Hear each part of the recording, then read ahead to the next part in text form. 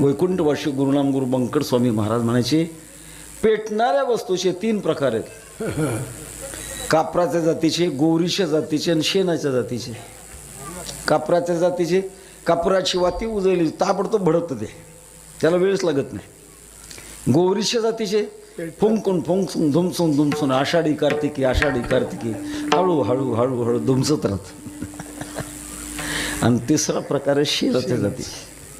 शेणाला पेटवायला गेलं तर पेटत नाही, पण पेटवणाऱ्याला विझवतं. तुका म्हणे